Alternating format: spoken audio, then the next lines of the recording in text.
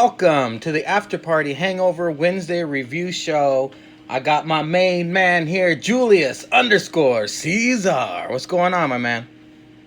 Yo, what's up, man, Greta? Just chilling over here, enjoying the life, you know. You ready to break down NXT? Let's do it. But first, I gotta swerve you here, sir. You get the honor to complete the bracket of the worst gimmick crumb-off tournament. Nice. I missed an opportunity to say whose house when you said swerve. Totally missed that. And we're talking about NXT. Damn it. Well, let me tell you the worst gimmicks that have been chosen already.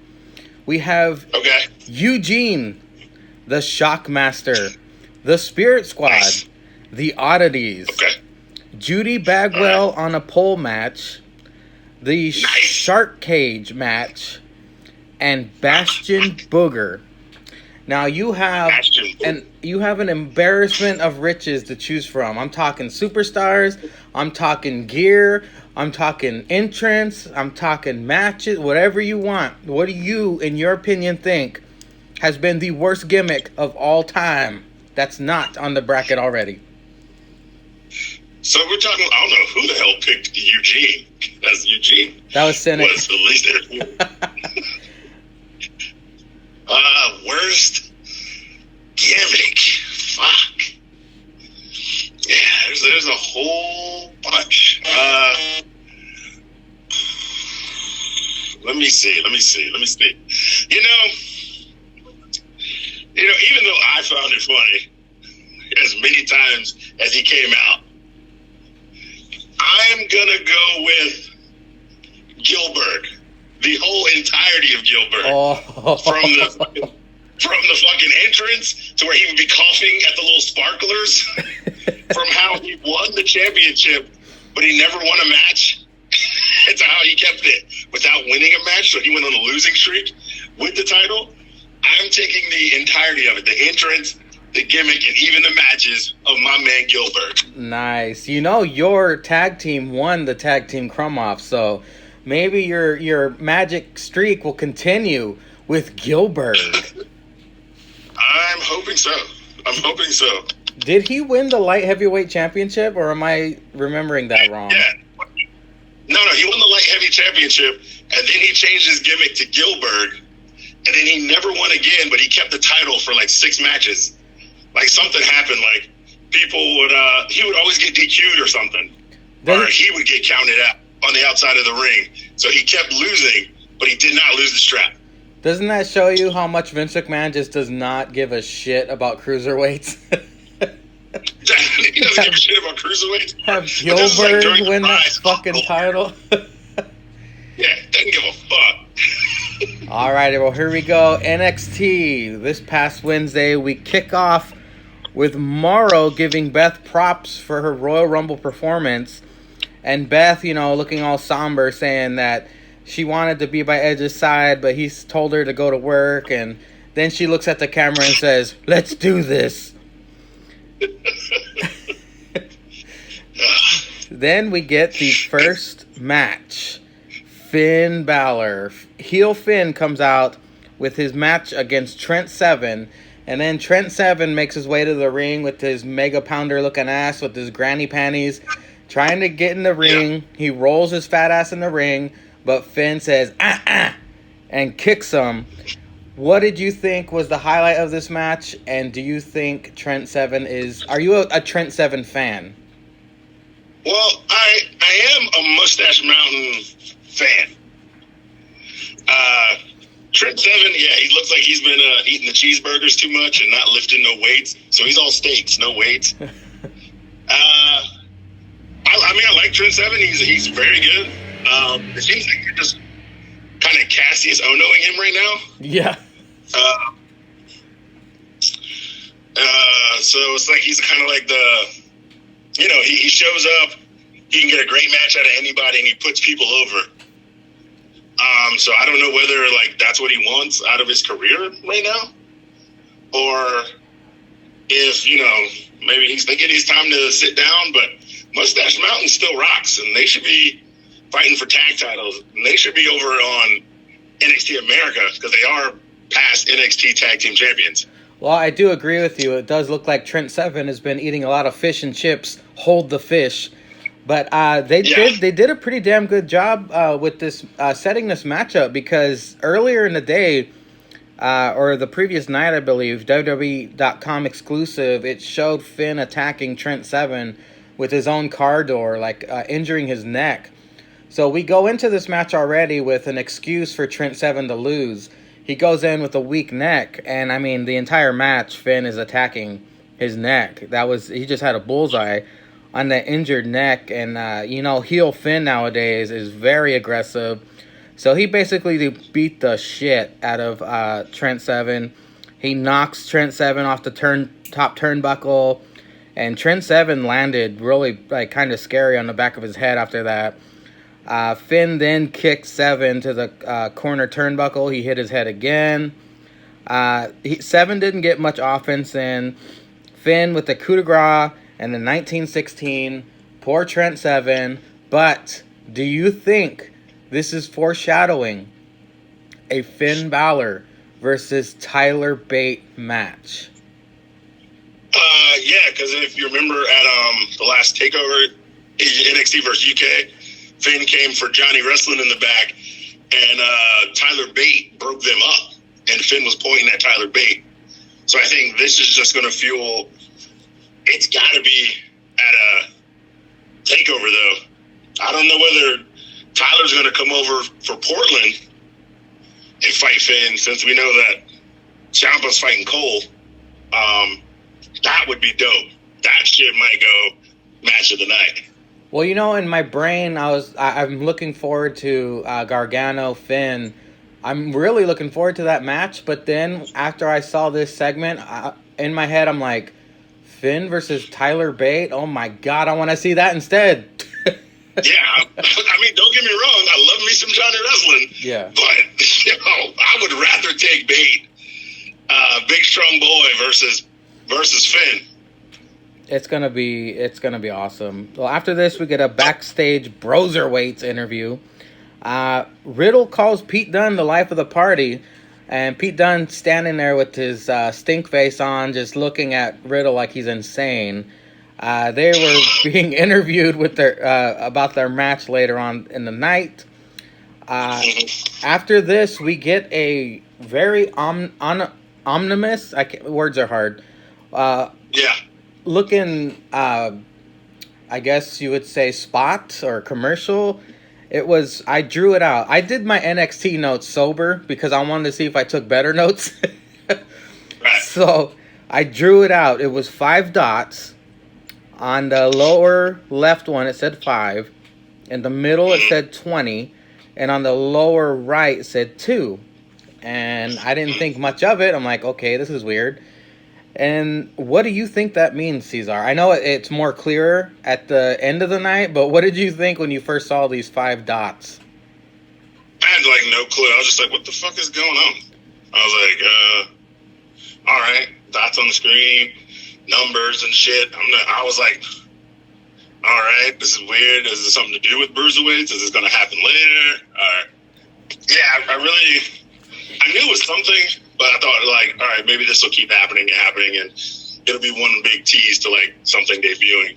So I kind of, kept in the back of my head, but I really didn't, try to delve deep into it when it popped up on screen. Well, it does elaborate later on in the program. After this, we get Shotzi Blackheart. She comes out in a mini tank wearing her weird-ass horned helmet. Do you think this is Shotzi's idea, or was that a weird shot at Sammy G for what he did? Sammy Guevara, I guess, was in a mini tank at the Royal Rumble outside. Was that a reference to that, or was that Shotzi just being Shotzi? So here's my thing. I totally spaced on that until I saw the IG post of Sammy Guava Juice in that tank at the Rumble. And then I was like, I don't know if this is her, or is she just weird enough that they feel like they can pull this off with her? And since they do battle each other on Wednesdays, would this be something that people would, go viral with it. Like, oh shit, making fun of AEW because the dude tried to pull up in the tank like DX did.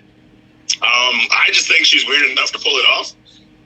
She's going to have to keep doing it for me to believe that it wasn't just a one-off thing making fun. Well, with the Sammy G conspiracy theory out of the way, do you think this was a good entrance, or did you think she was trying too hard? I thought she was trying too hard. She is, like, really desperately trying to stand out, and I think she needs to lose that helmet or get a better fitting helmet, because the whole time she's trying to jump up and down and be all excited, it kept falling, like, forward, so she couldn't see what the hell she was doing. She needs to get a better fitting helmet and lose the tank, in my opinion.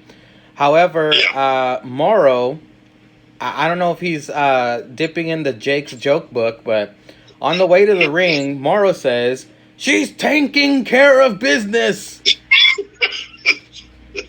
I was like, somewhere in New Hampshire, Jake is smiling. Cheesing hard. But, they all can't be hits with Morrow. He's allowed one or two. Because that man has so many zingers in the night that like, pop me all the time. So, he can have one. Everybody gets one. I will give Morrow a pass forever. I could listen to him call commentary, watching a cockfight, and it would still be exciting. That would probably be really exciting, actually. Fuck what you heard. That shit might be lit. Yeah. Shotzi takes on Deonna Purrazzo, which I'm not really too familiar with either of these chicks, but I kind of liked it. This is the future of the women's NXT division. It's exciting. It's new. We had Deonna being the technical wrestler and Shotzi flying and striking around. I like the names of Shotzi's moves. The question mark kick, I dug that. And she does hit the code breaker, a senton splash from the top rope. Shotzi wins. My question to you, Ceizar, did fucking Shotzi change her music? That was the only thing in my head during this match was that her entrance music last week? I don't remember. She hasn't stuck out to me yet that I remember her music. I'm gonna have to go back and then double check. Yeah, I might have to go back last week and watch her match, and then watch it again this week. Yeah, but I like this match for both up and coming chicks of the division, like you said. That Donna Barazza girl is pretty hot. I'll give you that. Very hot. I'm not digging Shotzi's hair. I don't like the green. Like I said, she looks like the fourth member of the Riot Squad. But, maybe I just need to get used to it. Maybe I'm being overcritical. I don't know. I've been watching wrestling too long, so I have a stupid opinion about everything. Well, yeah, but it's a way to stand out. That's true. It's a way to stand out, because it's either 80% of them are blonde and the others are brunette.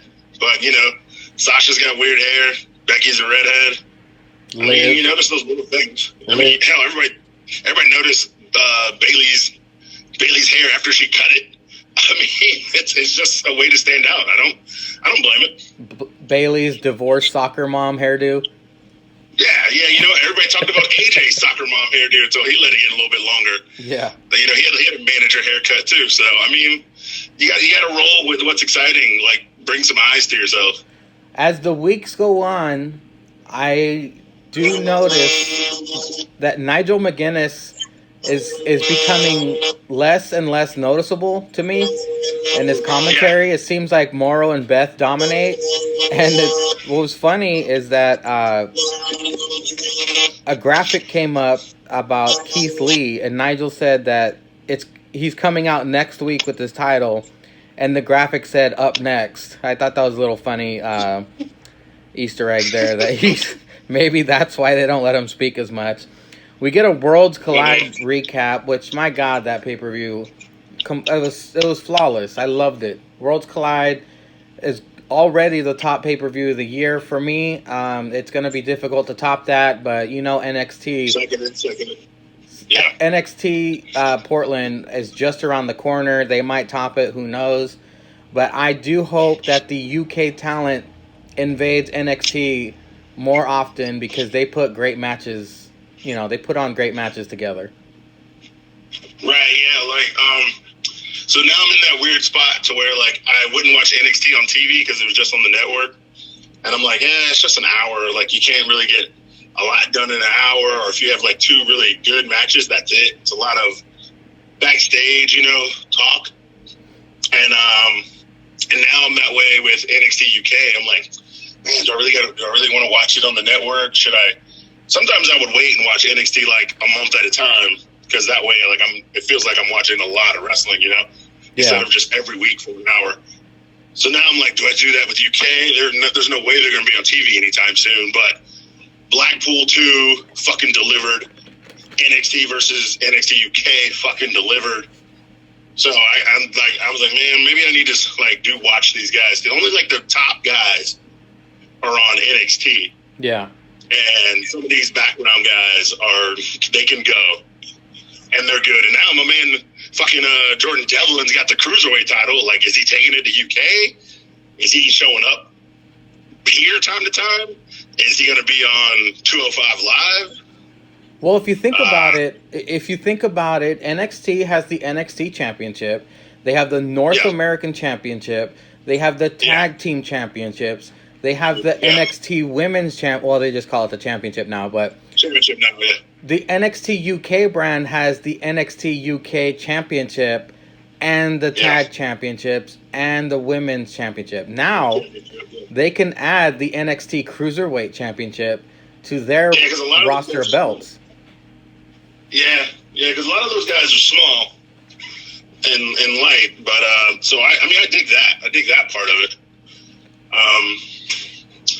But yeah, I might have to seriously start watching that brand, because their pay-per-views are delivering just as good as a takeover, so I'm with it. We already have so much damn wrestling to watch. I mean, if I add another hour of wrestling to watch, I won't be able to watch Maury. Fuck.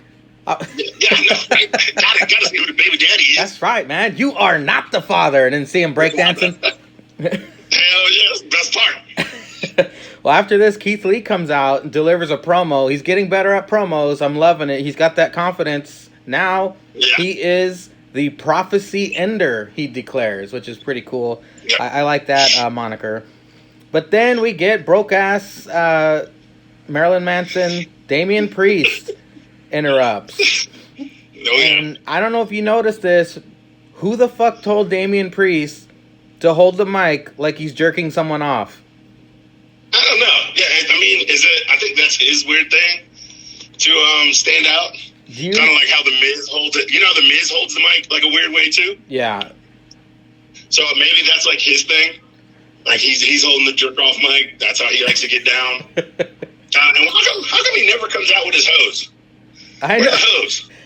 I know. Where's that hoe train at? What the fuck, Godfather? Yeah, man. You got like 2 to 3 hoes every time you're backstage warming up, and then like the hose will just be backstage. When he comes back, they're just like, what are they doing? Playing Scrabble? Fucking playing Monopoly or something? Maybe I don't get it. Maybe he only gets them once a month when he gets paid or something. I have no idea. Come on. Right, yeah, paycheck. Hook him up with them Florida hoes, Godfather. I'm saying they're right down there. Florida man hoes. I mean, right there. Good hoes down there. Well, I wrote this out long ways so I can say it properly now. And then Dominic Dijakovic comes out and interrupts as well. I only know him as Dijakovic. I don't know who that guy you're talking about. I don't know that fuckboy. He calls Damian the bootleg Marilyn Manson, which pops the crowd. Of course. Keith then leaves to let them bicker, and Damian strikes Dom. The match starts. Dominic Dijakovic versus Damian Priest. Who were you rooting for during this match? All right, so it was at this point in time, match was going. It was maybe 10 minutes in. What, they have a 15-minute match? Yes. I want to say? Yeah. I get a DM from the old serial killer. Uh-oh. Shout out Peter Wayne Kent. He was asking if I was watching NXT. I told him I was. I was at work, but I had it on. There was like barely a couple people there, so I'm like, yeah, y'all watching wrestling tonight. Fuck y'all. Slightly, I was rooting for bootleg Marilyn Manson just because it would have been new. Like, I mean, Dijakovic and and Keith Lee has had great match. Look, I tried to say it right. I understand. Trust me, it was months of me trying to get his name right. Yeah. So they've had their matches, and they've had like 3 or 4 matches in a row, and then they were even in that number 1 contenders match that Keith Lee won for the title. Not to say they don't put on great matches. When 2 big men can move the way they can move, yeah, it's amazing in the ring, and they have great matches. But Damian Priest isn't no small guy himself, but it would have been something new. Well, and like, I mean, I'm just saying, like, you don't want Dijakovic taking all these L's. Like, he took an L to the last match, I think, with Lee. Then he took an L in the didn't they have a tag match with Undisputed Era, like him and Lee? Yeah, they were a tag team for a short period of time. I 100% agree with you. What did PWK say? He was actually rooting for Broke Maryland too, because he said he liked him in ROH. He thought that, you know, he was good in ROH, and then he kind of agreed with me that, you know, it would have been something new. So, like, I mean, I get it. Like, if Feast Your Eyes would have lost to the Priest, I mean, yeah, it's another L, but he can move on to something else where he can start to get some momentum back. But even if he wins, I mean, he's not going to beat Keith Lee at Portland. Keith Lee's not going to lose on his first title defense. So therefore, like, you know, you get the title shot, then you lose. But, you know, you got to keep Keith Lee rolling because he's the prophecy destroyer. So you want to keep that gimmick rolling for at least a while. And then I don't know where they're going to take it from there. You know, maybe Roddy and them try to come out and try to make Keith lose. Maybe Dream comes back and beats them up and starts that feud again. Maybe he could team with Keith Lee to fuck with them again or something. I don't know. You know, it could go anywhere, and the possibilities are endless. But Priest, I think, would have been a better fit for that first title defense because you know he's going to lose. Well, they were. I think watching this match, they were very evenly matched. Every move they pulled off was a highlight. It was weird seeing 2 towers of humanity flying around like that. If it wasn't for the main event, I would have said this is the match of the week, but the main event was a little better. Just a little bit. Damian Priest hit a reverse Rana from the second rope. I don't know what's up with reverse Ranas becoming the new hotness, but my God, that move looks so dangerous. Yeah, it looks really, really dangerous and really, really crazy. But like they're the pros for a reason. So when they hit it, it looks, you know, super dope. Dominic did eventually win with the Feast Your Eyes, which is his version of the GTS. I fucking love this match. If I could give it a slice ratings, I would have gave it 6 solid and maybe a breadstick. Yeah, I mean, I agree with that. Yeah, I'd have gave it 6 in the crust. Yeah. 6 in the Andy penis crust. Well, after this, we get the grizzled young vets prepping backstage as they go to commercial. Then we come back with a backstage interview with Tomasa, and he has a pipe, and he's about to fuck shit up. And we come back, and all of Undisputed Era has been laid out. Then we see the Psycho Killer dragging his pipe and walking away. He walks, he comes out to the ring with a fucking table, spray paints an X on it. Adam Cole comes out angry. He's like, what the fuck? And Ciampa then threatens to put Cole through a table. Regal comes out and is like, dude, relax. I have a contract for this match. You just need to wait like 2 seconds. Cole takes the contract to the ring, attacks Tommaso with it. Tommaso puts Cole through the table, just like he said he was going to do. Signs the contract.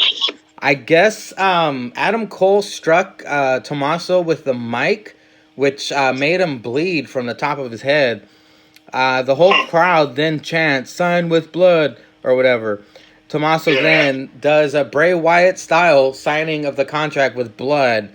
Tommaso is now official. Tommaso Ciampa versus Adam Cole. NXT TakeOver Portland. What did you think about this segment, Ceizar? I thought it was perfect. It was awesome. And now I realize I could have pissed off everybody in the Hall of Fame chat if I had to pick The Fiend for worst gimmick.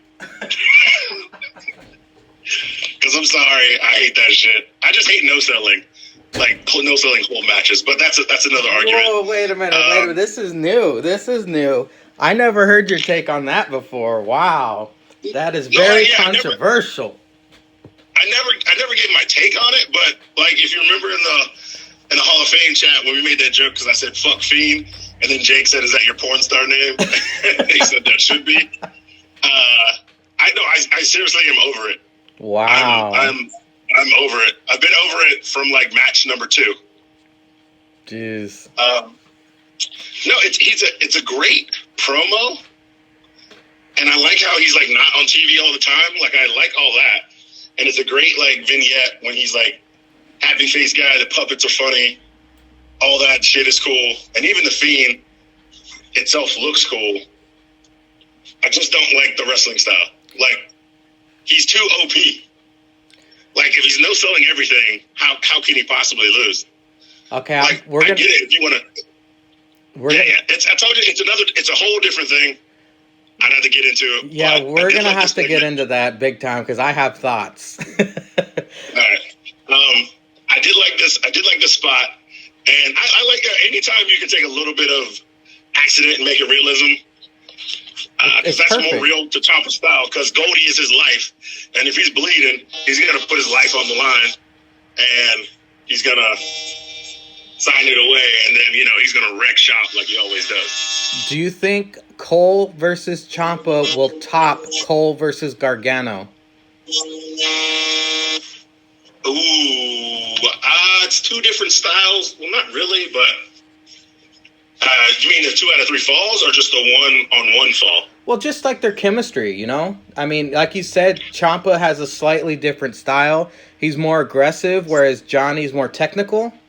So do you believe the technical is better than the aggressive, or do you think it's gonna be just as good, or do you think Tommaso, his creativity will make a slight edge for it to be better? Like, do you think Tommaso will bring weapons, or personally, Adam Cole is gonna have that fuck shit going with the Undisputed Era interfering? No. Yeah, he's gonna have that hashtag with him. I don't think it'll be better than their 2 out of 3 fall. Because that was a lot of mind games, if you really break down that match. And it's a 2 out of 3 fall match, so they wrestled 3 times. I do think it could be slightly better, because Tommaso's got great character, and he's got great character in the ring. So I do think that it could possibly be better in the ring, like than Cole Gargano 1-on-1 match. I think Tommaso will be better, because the whole thing about Johnny wrestling is he's like, I never give up. You're going to have to kill me in this bullshit to win. So you always expect him to kick out at the last second. Tommaso will fuck you up. Yes. And he will fuck up multiple people easily.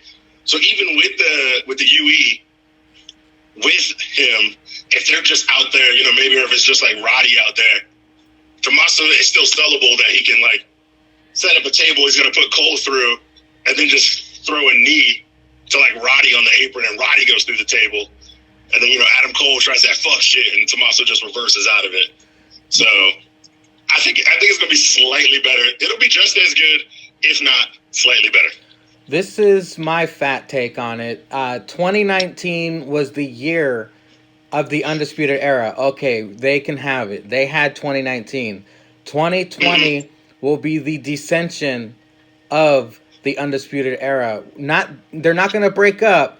However, I believe one by one, they're all going to lose their titles. And by Mania, maybe, we will see the Undisputed Era on Raw. Ooh. To take on the Monday Night Messiah? Possibly. I just think that the Undisputed Era needs more new challengers because they beat up everybody in NXT already. Right. So NXT Portland, I predict that Tommaso Ciampa takes the belt off of Adam Cole. Oof, that's tough. I mean, I like it. I dig it. But yeah, I didn't think it was going to happen this quickly, but I see what you're saying. Like, if it's got to happen by Mania, then yeah, they do need to fall one by one. Except the NXT pay-per-views aren't really like every month like WWE. So it's going to be hard. Like, are two of them going to fall? Are the other two going to fall at once? Is it going to happen at Portland and the tag team, they lose the pay-per-view at Mania? Okay, how about this then? Instead of them losing their belts only at takeovers, how about eventually they all lose their belts by the WrestleMania? Like, none of them have their belts by the WrestleMania takeover. They all get rematches for their belts. They all lose. And then the next draft, which is probably going to be maybe a month after WrestleMania, the Undisputed Era gets drafted to Raw. Okay. Yeah, that could work. I mean, I still want them to get cooking, and maybe if they do lose before Mania, I would like to see them go over to NXT UK and hype them up and fuck with Imperium for another month or so or something. Get more eyes on the product, huh? Yeah, fuck it. I mean, why not? I mean, does it say it has to be a person from UK to win the UK championship? Nope. Like, why not go over there and fuck some shit up? Why not try to get some revenge? Get some. Maybe try to sneak one past old Walter. It would get so many more eyes on NXT UK and more storylines. It would open up so many more opportunities for them. But moving on, we have Tegan Nox versus Dakota Kai. Dakota, okay, this was my favorite segment of the night because of this specific moment. Like, this is my favorite segment, not my favorite match, but my favorite segment is heel Dakota Kai. Okay, when she first became heel after War Games, she came out and her Titantron was Tegan Nox screaming and her smashing Tegan's leg in the door. I fucking love that. That's never been done before. I was a Dakota Kai fan immediately after that. And then the following week, she comes out with generic stock rock and shit Titantron. I was like, what the hell happened? Yeah. But then they brought it back for this match. I'm a huge fan of that. I love it. That is great heat generating for Dakota Kai using that War Games attack as a Titantron entrance. I can't say enough positive things about that. I love that's why I love NXT, because we're seeing all this cool shit happen down there. I don't know why they keep losing on the ratings. That really bothers me, but they fight out of the ring. Tegan, oh my God, Tegan. This was brutal. I don't know if they discussed this before the match, but Tegan, she wasn't pulling any punches. She shoved Dakota's face into a metal structure. Yeah. In the crowd, I was like, oh my God, she just broke her fucking nose. Like, Dakota, everything Tegan slammed Dakota's face into, it looked shoot. I know I'm a mark, but it looked shoot. I was like, oh fuck. She's going to be out for like 3 months, or she's going to have to wear that Cody Rhodes mask, because that looked fucking brutal. Did you think the same thing? Yeah, but I mean, if you go on so I've been somewhat of a fan of Dakota's for a little while, and then like this heel mark, I mean, this whole match was like dicks out. Like, it's just this whole segment's like dicks out. They're like really, really, really good friends. So like I think like, real life. Yeah. So I think it's easier to shoot or to really punch, kick, and sell it. That's weird to say, but I think it's really easier when it's like a super good friend you can really like beat up on. Like Johnny and Tommaso, you mean? Yeah. It's like you can get the good heat or you can get like, all right, look, this is gonna be your revenge, so I'm gonna need you to fucking bring it. Like, you know, because like even at a takeover, when they were scrapping and the security guards were beating up, they were really like hitting each other in the ribs. Like those fucking hands were flying. I was like, yo, these bitches is real out here. But look, like it's like I said, whatever draws eyes, whatever gets you noticed, whatever you know needs to turn into like that fucking knee brace on a pole match at a fucking takeover, and fucking let's fucking go. You know what I mean? Let's show these motherfuckers what we can do when we really get the chance, and let's fucking go. That might happen. It might happen. Well, at one point, Dakota tried to use that knee brace on Tegan, but misses. Eventually, Dakota was outside the ring, tried to use a chair. But here comes that little midget, Tenacious C. She comes out, Candice grabs the chair. While the ref was distracted with Candice, Tegan nails Dakota with the knee brace and then hits that shiniest wizard for the win. Did you, like me at one point, think that Candice is going to go in the ring with the chair and be like, yeah, Dakota, yeah. I mean, yeah, Tegan, yeah, we did it. And then hit fucking Tegan with the chair and turn heel? Did you think that? Because I was very paranoid that was going to happen. No, I didn't think that at all, because I was like, Candice is like too much like Johnny. Yeah. Like, it just can't turn heel. Like, I don't think I'd ever believe it. Like, she's always smiling. I don't think she can pull off the bitch mode that the rest of these catty ass bitches can pull off. I don't know, because it'd be too weird. It'd be too weird to have Candice as a heel and Johnny as a face. Well, you know why I was thinking that? I was thinking that because what's Dakota missing as a heel? Every good heel has a little weaselly sidekick that helps them win matches. Yeah. Right. So that's why I was thinking that. That's actually real smart. Yeah, I didn't think of that. But yeah, you're right. Every green heel does have a weaselly sidekick. And plus, it would be unexpected, you know. All right. Well, I mean, unless they really, really are going to hype you up. But they did give her, like, Newcomer of the Year. And to think about it, Rhea Ripley was a heel by herself in UK when she won the belt. Yeah, that's true. She kind of just took on the face mode because everybody was cheering for her, like everybody cheers for Undisputed Era, but they just stay heel. You know, it's just, I mean, you know, when you have good matches, people will cheer for you, or good segments, good matches, people will cheer for you. She just kind of turned face because Baszler was the heel and Baszler is the heel. Well, this is obviously not over. What do you think is the next step in this feud? Even though Tegan did get a win, what do you think? Do you really think it's going to be knee brace on the pole match? That'd be funny. I don't know. It's either Dakota's got to go after Candice next week to get some get back. Yeah. And then either try to injure Candice. I don't think Dakota's going to come for Tegan until Portland. But I think next week she's going to try to, like, maybe she puts Candice on the shelf. Maybe she hits Candice with the knee brace or tries to jack up Candice's knee like she did Tegan. And be like, fine, since you don't have your little friend with you, I can beat you one-on-one type fuck shit, you know? Yeah. Give that little promo. And then challenge her at Portland. Or maybe they both bring knee braces. I don't know. Maybe it's a no-holds-barred fight and they both bring knee braces. Fuck it. You know what? I'm loving it. I think you're right. That probably will happen. And like you said, the payoff will be at TakeOver Portland. And I'm going to cross my fingers and I'm going to hope it's going to be in a steel cage.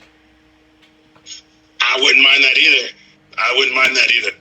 Because feuds always end up in a steel cage. And hopefully this will be the blow-off. Yeah. Yeah, at some point, you got to take it to the cage. There's no running. There's no hiding. There's no interference. Put them bitches in a cage. Give them both a knee brace. First one that comes out wins. Prison style. Yeah, prison stuff. Prison rules, bitch. Prison rules.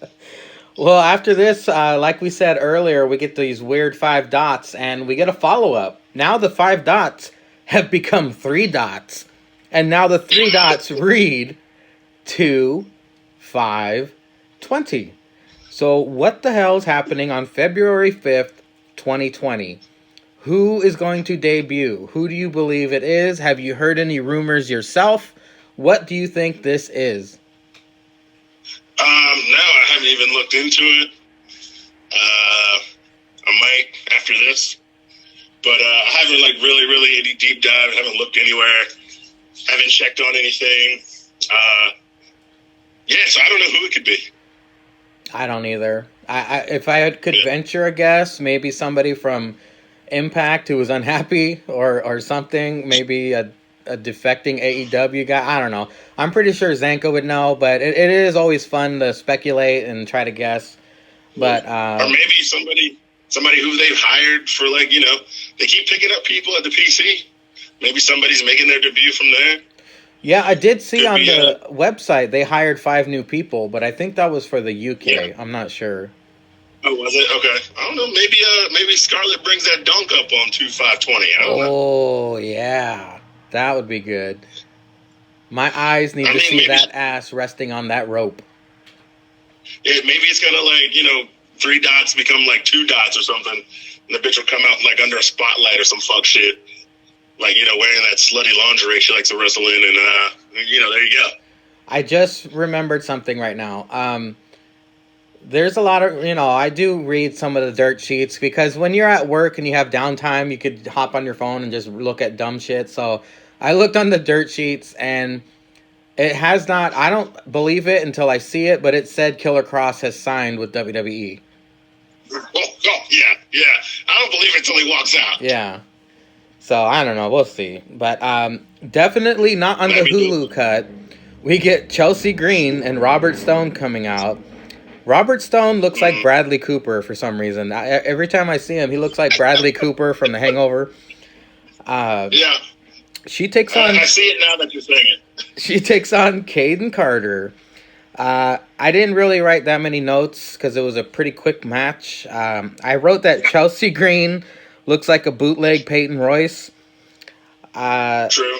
Caden does win with a roll-up. They noted that this was Caden's first victory on NXT TV, which is awesome. Mm-hmm. She's a good worker. She needs some W's on her card. Did you watch this match, and what are your thoughts? Yeah, I watched it, and as the guy on Watch Culture says, the most devastating move in all of WWE, the surprise roll-up. Well, he's got like 5 of them, but the surprise roll-up, I think, is number 1. Yeah. So, I watched it. Yeah, I get what you're saying. And then, I don't know if you remember the Hall of Fame chat. I was like, 3rd women's match in a row? I was like, okay, all right. I mean, it's kind of like they sandwiched it. They opened and closed with men's matches and had 3 women's matches in a row. Not that I'm complaining, because you got to build up people. See, this is what AEW is not doing with their women's division. Correct. They're kind of like just throwing them all together, and they get like 1 match on the show. But, you know, WWE has 3 in a row, and that this is like on TV as the NXT. I mean, it's a little risky, but I like it. I liked it. Plus NXT, the NXT women's division is untouchable.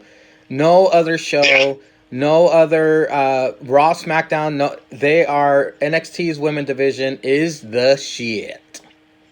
Yeah, it's really good.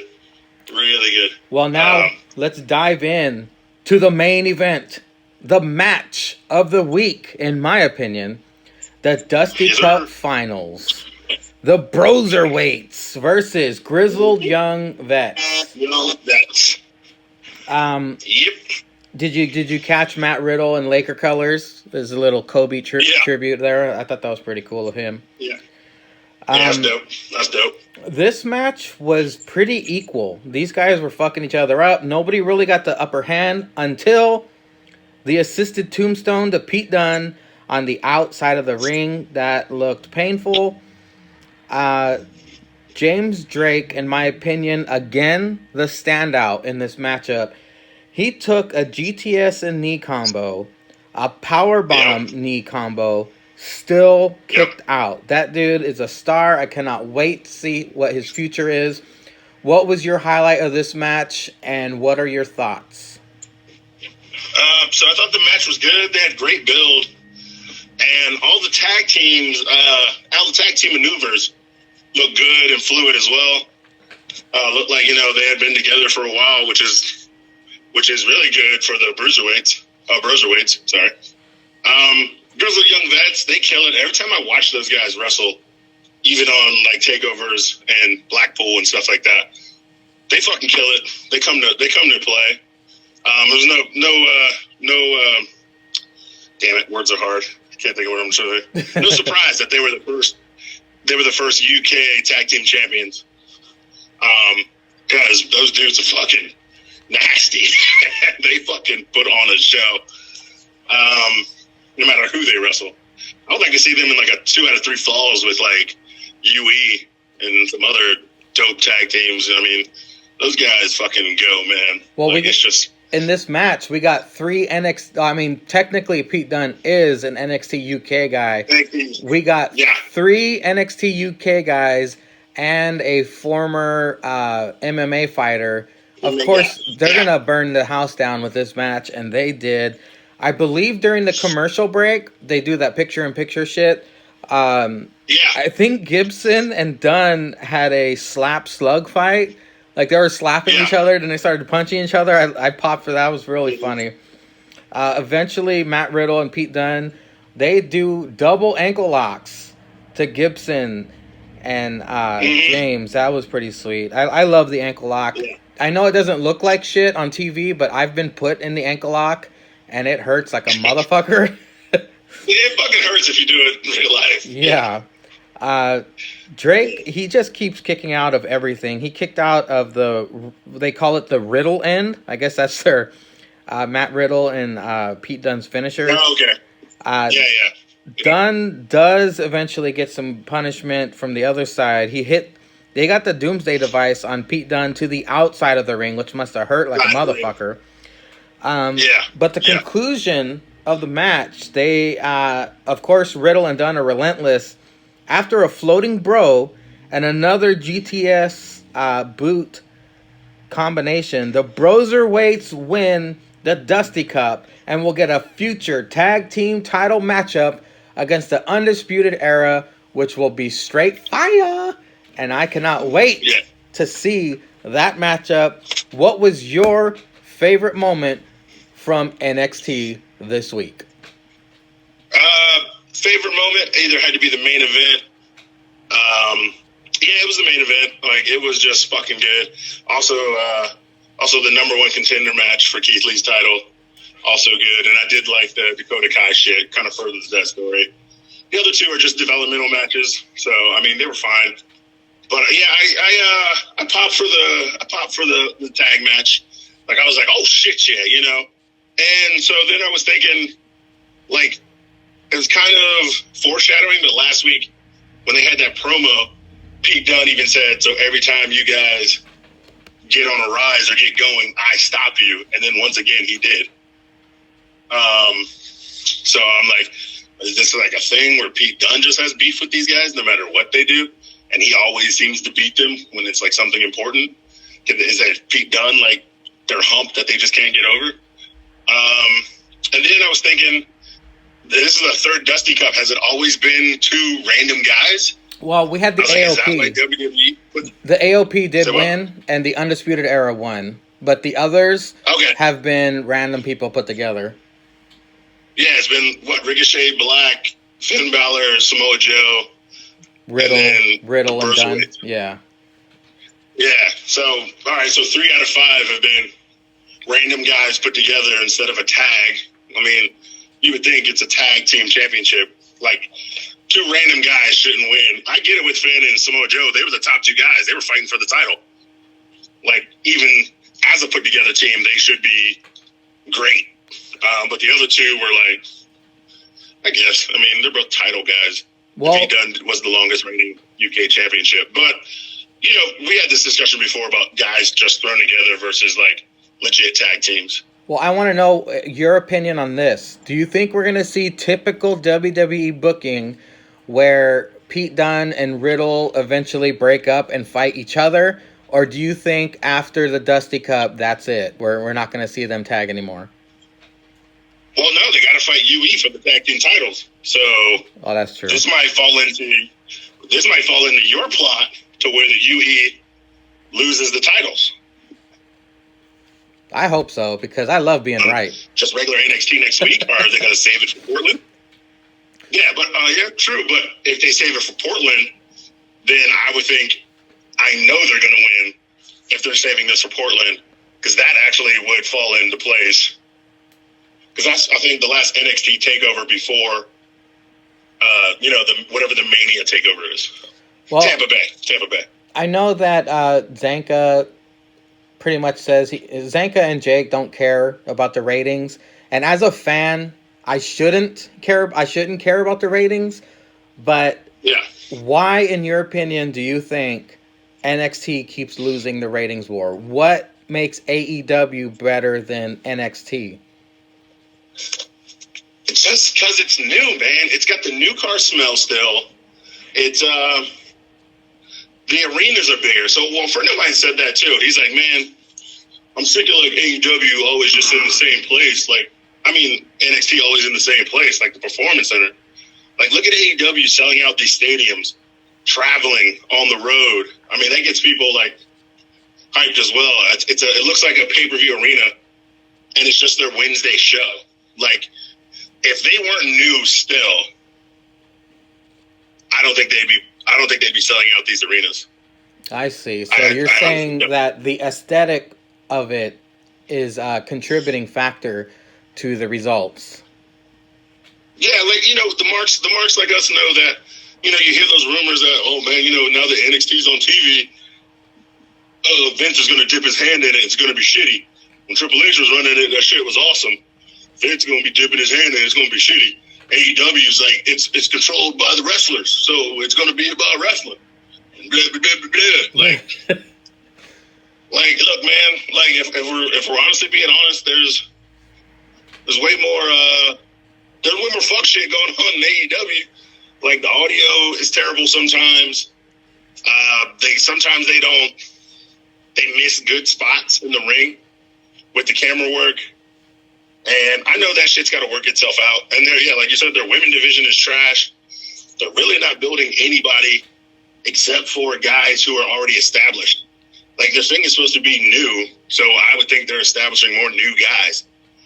But you see it yourself. It's Moxley and Jericho, guys who we know can go. And I get it with Jericho. Yeah, you want to have a really big name guy establish your title, and that's great. Well, but you should be building guys up to chase him, and that's what I feel like they're not doing well. But everybody likes new. New is interesting now. Everybody goes for new. Well, roaming around and diving into the dirt sheets like I do, I did notice that something happened in the business aspect of WWE. 2 of the vice presidents got fired or something. And I heard some rumors about the NXT USA deal. I'm hoping none of that is true, and I'm just reading too much into it. But I'm digging. That shit, he's gonna cancel it. Yeah, I'm digging my Wednesday nights, man. I'm digging Wednesday nights. It's my favorite night of the week of wrestling, and I love doing the NXT AEW reviews. I hope they don't touch it. But do you think I should worry? Is it all in my head, or do you think there's substance to this? It's rumors, man. There's always rumors. Rumors come from somewhere. Vince could have just been complaining. Damn. Who's got an idea to make us beat AEW? And then somebody takes that as, man, he gonna cancel that shit. He is upset. But it's not like he wasn't there before. He was losing to Dub C Dub, and then he came out eventually the winner. He always wins somehow, by hook or by crook. That son of a bitch always gets over. And people have got to see that. I think the wrestling and the storytelling is a little bit better on NXT. than AEW. But I mean, I'm still watching both. You know when NXT should hit the panic button is when Vince McMahon breaks down the door and says, "Oh, I don't know why you guys keep losing the ratings. There's not enough titties and dog food. That's such good shit, pal. We need some dog food and titties stat." Yeah, so once that happens, then you gotta hit the button. You gotta run the fuck out of there.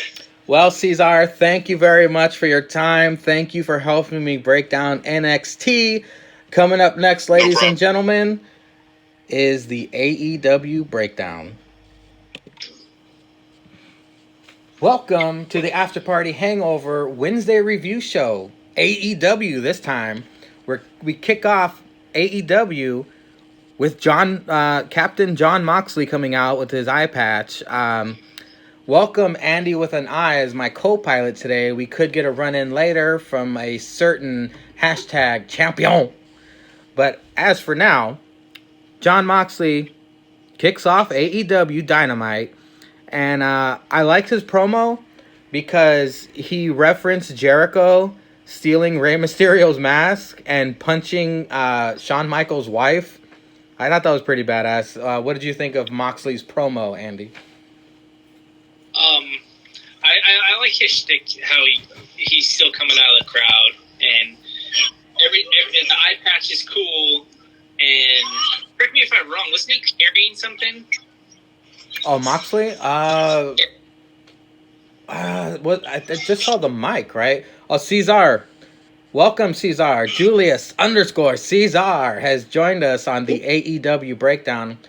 Do you remember Moxley carrying something to the ring, Ceizar? No, I don't think he carried anything. I thought that was all Jericho's people. I mean, at the main event, I know he carried something out, but not during, like, this part. Maybe I'm just getting my timetables mixed up. But that haircut looked like fucking Lloyd from Dumb and Dumber. Yeah, he did look like that's funny. I don't know if you guys brought this up, but when I saw him come out with the eye patch, I was like, really? Like, this guy had a problem with WWE about saying stupid stuff, but he's going to wear an eye patch for like 3 weeks? That we all know damn well they didn't poke out his eye, and he's going to go with this gimmick, like, while fighting guys? But I was like, all right, I'll deal with it. Well, not to mention, Ceizar, he's wearing 2 eye patches. He's got the fucking pirate patch and the fucking Band-Aid on his eye as well. Yeah, the Band-Aid and then the pirate patch. Somebody, I saw somebody online said he came out looking like Solid Snake, and I fucking geeked out for a minute. Well, good one. Moxley does call out Jericho, says, "Come take your beating like a man." Jericho comes out. The crowd sings along with his song again. Jericho wearing his Vegas Magician's jacket. I think it's pretty fucking cool that the crowd is still singing along with his music. It kind of takes us back to when the crowd would sing for Shinsuke's music. But do you guys know the lyrics to his song? Do you sing along, or are you just digging it? I have no fucking idea what the lyrics are to that shit. I keep meaning to look it up, but I don't. The cutest part. Well, Jericho said he talks to Moxley's mom, which got an ooh from the crowd. I've never seen Moxley's mom, so I don't know if she's geriatric or something, but that was pretty cool that he took a dig. It was like a yo mama joke, kind of, sort of, but he calls Moxley stupid for not joining the fucking Inner Circle. And then he closes with saying he can't even blink with both eyes. Crowd pops. Did you guys like this promo back and forth? And what stood out to you? I liked it. It did seem kind of WWE-ish. Usually they start with wrestling instead of like a good 20-minute promo. So, I mean, I still liked it though. But I did think you can't wrestle because you can't even like blink with both eyes shit was pretty funny. So. Yeah, I didn't know why he brought up his mom. It would have been funnier if he brought up Renee Young, considering what Moxley brought up earlier about muscles and stuff. So I thought it would have been cooler if he would have brought up Renee Young. That would have got a pop, man. Yeah, Renee Young, it's kind of been danced around on AEW. I remember Jericho saying something about that. But eventually Santana and Ortiz in the Inner Circle come out. And for some reason, Santana and Ortiz have to call out their family to come help them fight the one guy. It was like basically a gang rape. But Moxley, at least he took out Ortiz with a headbutt to the eye. But like I said, he gets gang raped by the other 9. Security separates them. Mox gets away through the crowd. It was okay kickoff to AEW. Jericho's promos are always fire, so good start. We get a MJF and Wardlow video playing. It's like a movie quality segment of them walking into the Butcher, the Blade, and the Bunny's I guess lair, butcher shop, and basically paying them like mercenaries to take out the Young Bucks. I thought that was a really good addition to this story, and now we understand that like MJF and Wardlow have basically paid assassins on their side. Very cool movie production. Then MJF, Wardlow, Blade, Butcher, Bunny head to the ring. What did you guys think of that movie? Did you think it was cool, or did you think it was corny? I definitely knew. I liked it. I understood what they were doing. They didn't have to say anything. They didn't say anything, and I got it. And it doesn't necessarily marry the Butcher and Blade to MJF, so it's not like a faction or forcing a faction down our throat.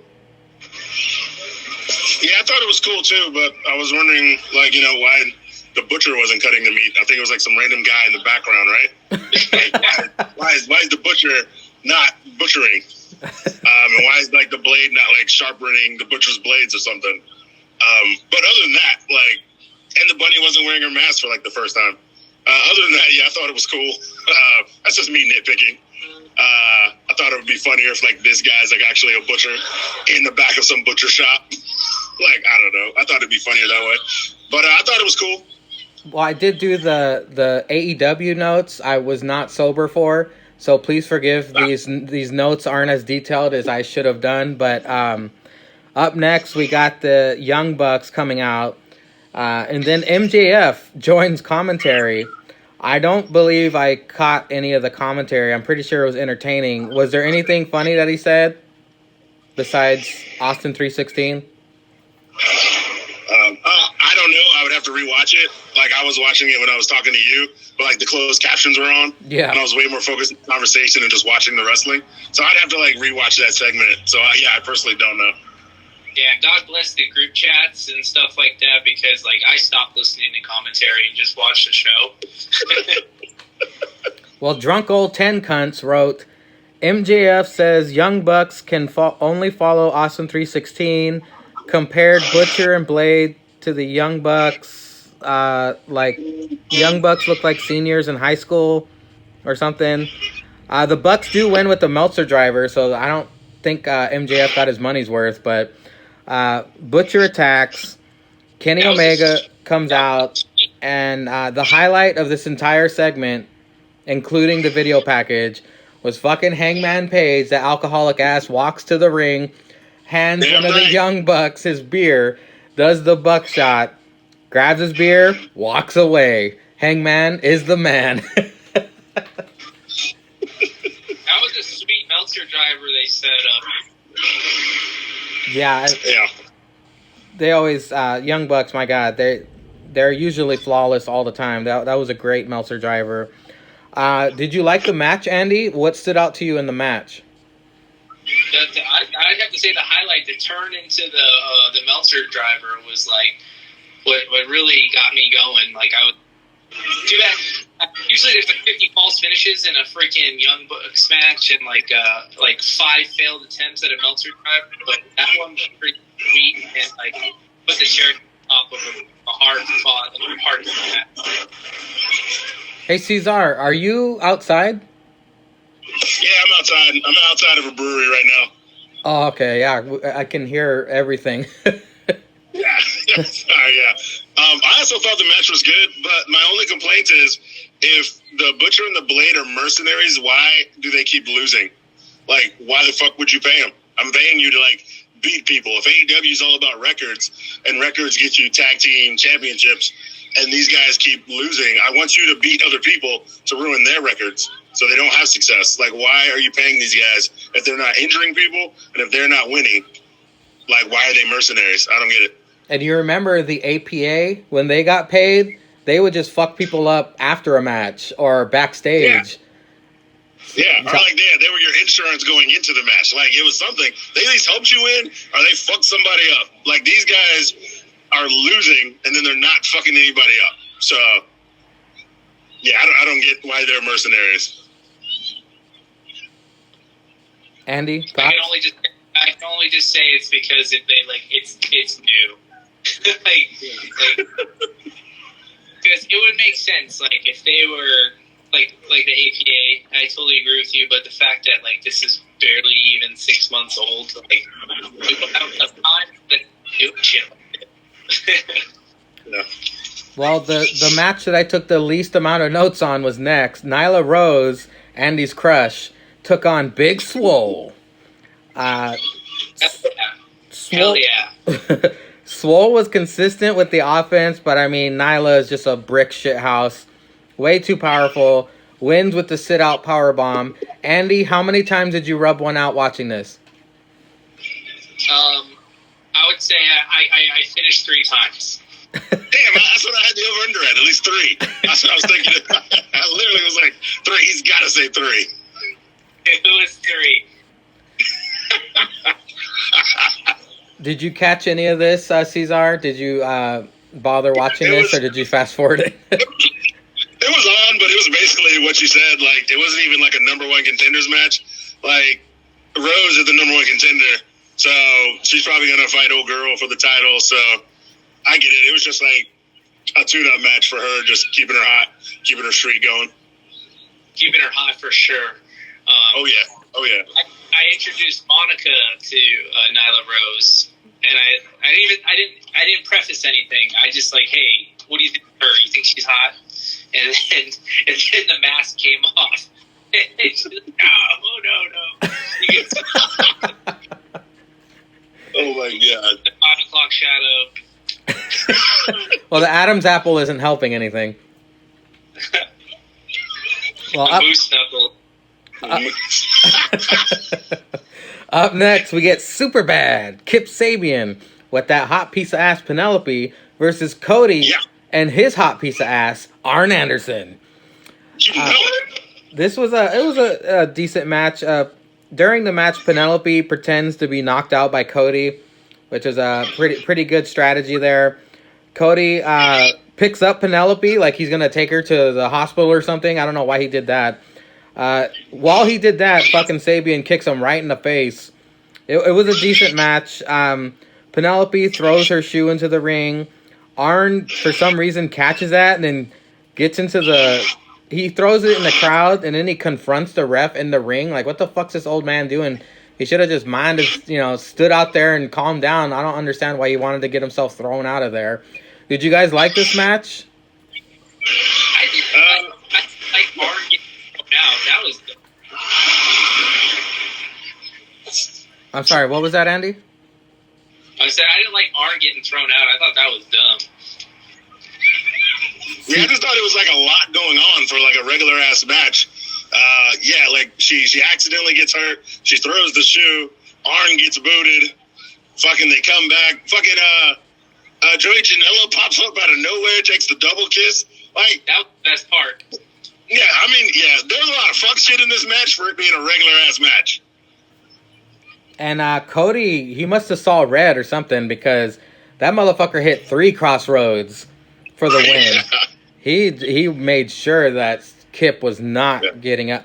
Oh, Kip Sabian, that's another white name. Kip. I didn't even think of that. Yeah, super white. Who dropped the poster in the Hall of Fame chat that said looked like some Finn Balor shit?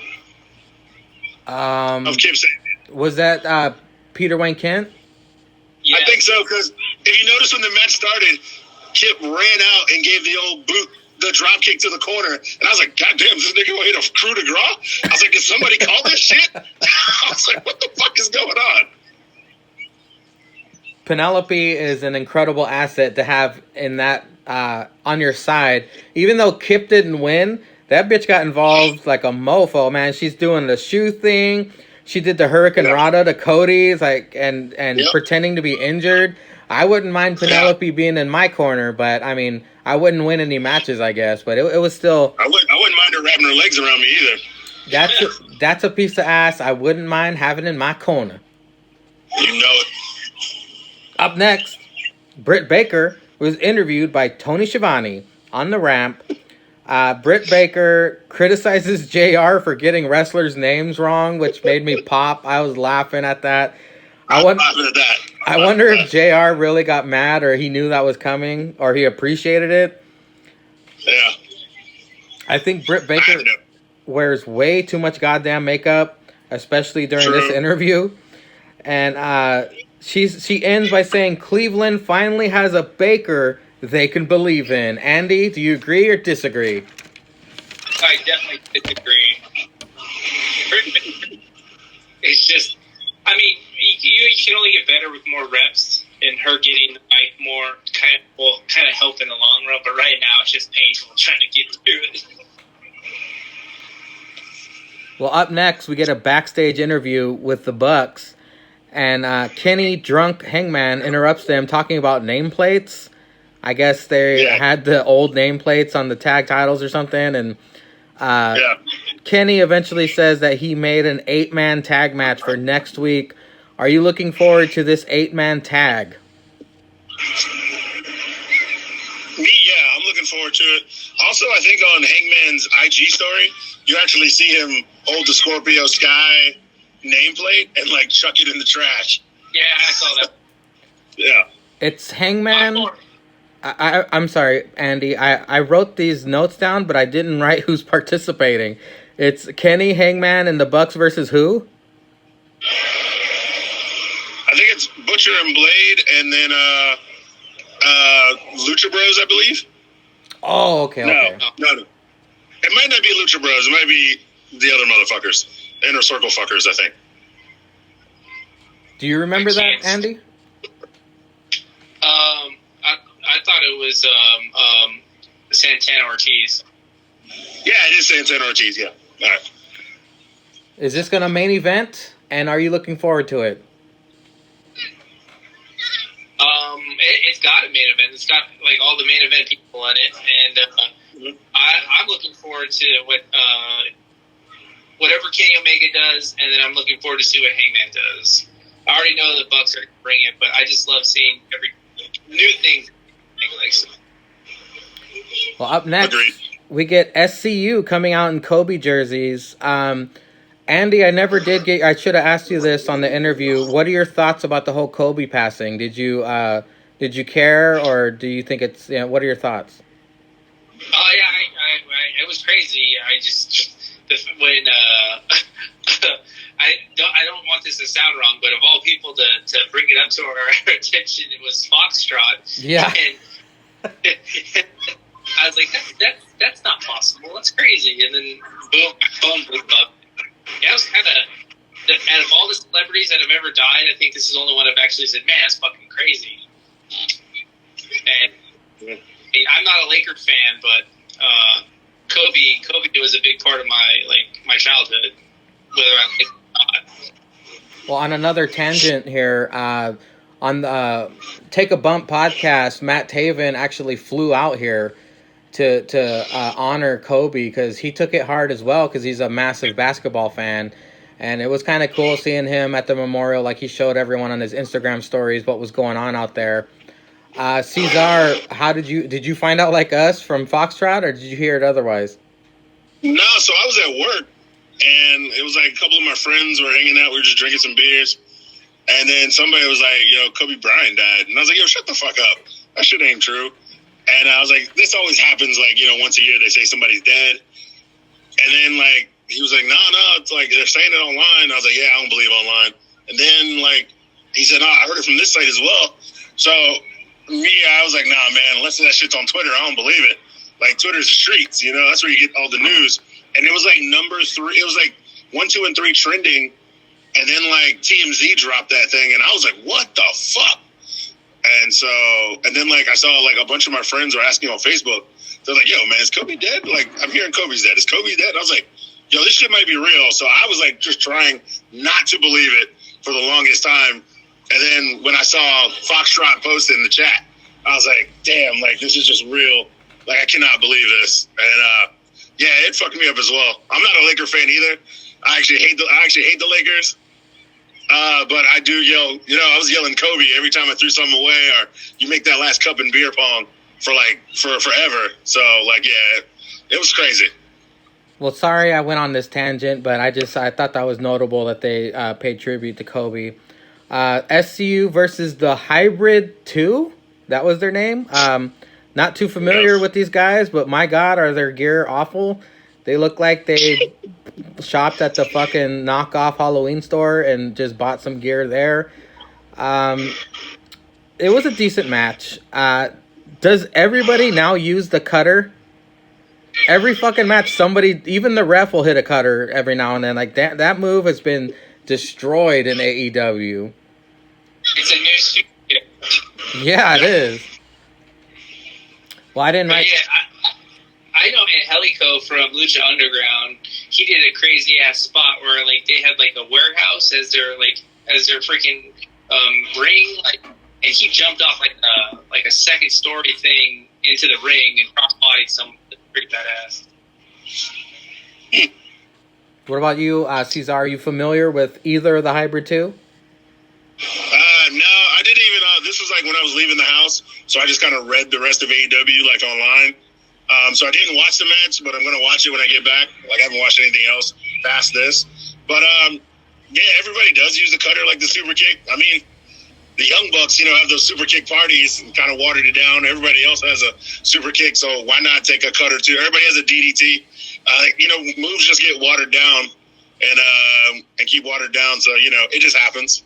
You know what's funny is that we keep seeing the cutter, we keep seeing the DDT, we keep seeing the Canadian Destroyer. Like, they keep doing all these like impressive moves over and over and over, and then when Jericho busts out the back elbow, the Judas effect, we're like, oh shit. Well, it was a decent match. These four can go. SCU does win, and then here we go with the Dark Order. The Dark Order addresses Christopher Daniels, trying to recruit him. Do you think Christopher Daniels will join the Dark Order, Andy? No, not at all. I don't think so. Yeah, the Dark Order needs some star power because it's getting kind of ridiculous. I love their video packages, but every time Evil Uno comes out and starts pointing and talking, he sounds like the narrator from Mortal Kombat that goes, fatality, or round one. That's who it reminds me every time Evil Uno speaks. He looks like that, but he sounds like the fat dude from Pee-wee's Big Adventure, Francis. It's not that intimidating. Well, I mean, hopefully the rumors are true about Matt Hardy coming to AEW and running that, because that would be interesting. As far as Evil Uno, I'm not buying it. After this, we get a pack video package. I keep wanting to say PAC. A pack video package. Pretty damn good. He's coming for Kenny Omega. Are you looking forward to their rubber match that PAC has been rabid and getting? I mean, yeah, those two can go. They're fucking good. So I'm looking forward to their rubber match. They got to clear out that storyline. Like, it's like, like I said, I think I talked to you last week. Like, AEW's got just like too much going on. Like, he wins the tag titles, but he still has a fight with PAC to do. Like, is he still in the ring for world championship? But he's got these tag titles. Like, they're just like using all the top guys and not building up smaller guys to like fill in these holes or whatever. But they're gonna have a great match. They're gonna kill it. So I know it'll be good. Andy, are you looking forward to the rubber match? Yeah, of course. Even though the continuity is like totally fucked up, but who would care about that? But their match is amazing. You know what? I got a theory. What if during PAC versus Kenny, Hangman is out there, and Hangman helps Kenny win, Kenny finds out and gets pissed off at Hangman, and then that starts the breakup between the two. Could be. I'd be been on the. Or unless he tries to hit a buckshot and hits Kenny again, and that's what makes Kenny lose, then that could start their breakup. Because I think he's hit Kenny with a move like every single match they've had. He's hit him with a buckshot lariat, I think, almost every time. It seems like it. Well, and I think like a missed tag opportunity as well. Yeah. My notes for the main event, I can tell I was really drunk because they're really fucked up. The main event was Darby Allin and Private Party versus Jericho, Santana, and Ortiz, who I guess are undefeated as a 3-man tag.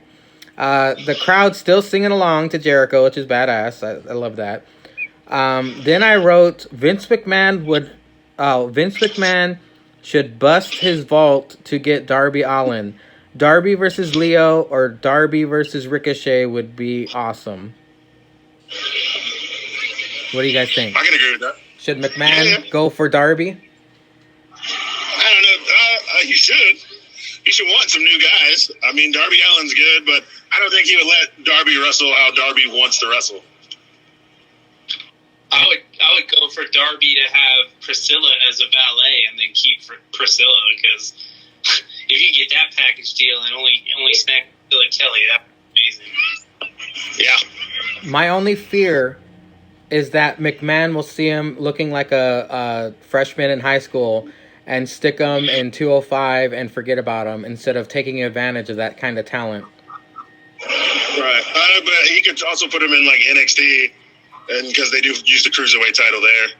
Yeah, he would thrive in NXT, and he could probably get Adam Cole's not really that big of a guy, and I think he can take him. None of them are. Adam, Roddy, Fish, they're not like huge guys. They're not thick body guys. So he could wrestle Johnny Gargano, Ciampa. He could wrestle like all those guys, and they're all the top guys. Well, could you imagine Darby in NXT UK, all the badass matches he would have? Oh, fuck, yeah. Tyler Bate, fucking Jordan Devlin, all those fucks over there. Yeah, he would do good out there. This was great action in the main event. Darby hits the coffin drop to Hagar. All 6 of these guys nailed it tonight. The Judas effect for the win. And then the Inner Circle jumps their ass afterwards. Jericho whips everyone with the AEW belt, which must hurt like a motherfucker. Yeah. That skateboard spot to Allin, my God, that looked bad. That looked rough. Yeah. But then we get the savior. Jon Moxley comes out with a bat for the save. What are your guys' thoughts on the main event? Pirate Sting was my highlight. Came out with the black bat. Captain Sting to save the day, whooping ass. Makes the 5 guys run off with a bat, just one guy. So it was a great setup for their match. I haven't watched the main event yet, so I will watch it when I get home. I'm pretty sure that those guys all can go, and it was good. But I did watch the clip of Pirate Sting running down with the bat. After I read it, I watched it before I walked in, and that shit seemed pretty awesome. It was pretty funny to me. Andy, what hurts more, getting whipped with the AEW belt or the skateboard spot to Darby? I would definitely say the belt. I like the skateboard spot too, because it's an unbelievable feud for Darby Allin. Because I could see him and Sammy Guevara going at it and like putting up that. That'd be good. Could you? I thought that was a great little setup there, and then I rewound. I would have to say the Judas effect. That spot, I rewound that like 5 or 6 times because it was pretty sweet how they set that up. Jericho is a genius. He's a mastermind in that ring. I agree. Could you imagine if Cody took the 10 lashings with the AEW belt? Fuck that. Thanks. I don't think I'd rather a whip. I'd rather have Daniel Bryan swinging for the fences like he was doing on Sunday. Yeah. Well, speaking of that, we're going to get that on next week's AEW. And I must admit, I am looking forward to next week's AEW Dynamite. I want to see how they execute that 10 lashings and where it goes from there, or some hijinks that happens. What was your favorite part of AEW, Andy with an I? I would say the Joey Janela spot. It's a tie between the Joey Janela spot and then the Judas effect at the end. Because that Judas effect was sweet, but I'd have to give it to Joey Janela spot. With the double hit. Yeah. Ceizar, from what you saw? I haven't watched the whole thing yet, so I will not answer. Because I haven't seen that Judas effect, and it sounds like it was pretty lit. So I'll definitely check that out later tonight when I'm home, all sauced up. I'll probably hit you up a little later. Private Party. He played an integral part of how it was set up, and it was pretty cool. Nice.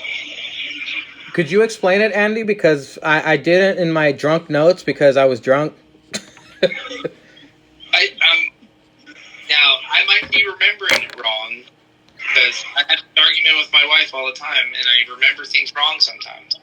But I remember it coming from like a roll up, and there was a going into another move. So Jericho was getting rolled up. He kicked out, and then he was set. Then the member from Private Party, I don't know their names yet, but the member from Private Party went to go against the ropes and run towards Jericho, and he just back elbowed him. It rhythm and how it was so smooth was what made it special. Is the Judas effect a believable finisher in your opinion? In real life, counting chiclets after. So yeah, I like it. Ceizar? Yeah, I like it too. I think it's only believable because Jericho's an older era wrestler guy. Like these all wrestlers now are all flash with their finishers, and while Jericho's an old school guy, he can like pull it off. Like, you know, especially if he gets some snap into it, he gets a real big pop out of it. So I mean, I dig it. It's not gonna win. It's not gonna win a finishing move crumb offs, but it works for me. Well, Andy, what I haven't mentioned to you is that I reviewed NXT with Ceizar earlier, but first I gave him an opportunity to complete the worst gimmick brackets. And do you know what Ceizar chose? The oddity. Ceizar chose Gilbert as the worst gimmick of all time. Oh, what? I still agree with myself, and I say that no gimmick is bad if it's made into TV, but I guess Gilbert is pretty bad. Ceizar, explain yourself. I was like, I think, Gilbert was, you know, hyped up in the Goldberg era, but it was like he won a title. And he would come out to the sparklers, which were like weak sauce versions of Goldberg's entrance, and he would always be coughing at the fucking fire extinguishers blasting in his face, and then he kept losing, but he kept holding on to the title. So like, he didn't have wins as Gilbert, but he kept holding on to the title. So it was just pretty much Vince McMahon just being a dick, saying "fuck you" to WCW and Goldberg. So I said it was the worst gimmick. I mean, it was funny at first, but he just kept doing it, and so to me, it's the worst gimmick. Well, coming up this Tuesday, we will get the round 1 started of the worst gimmick crumb-offs. Thank you guys for your time. Thank you for helping me break down this week's AEW. Down until next time, all hail Linda's Blues.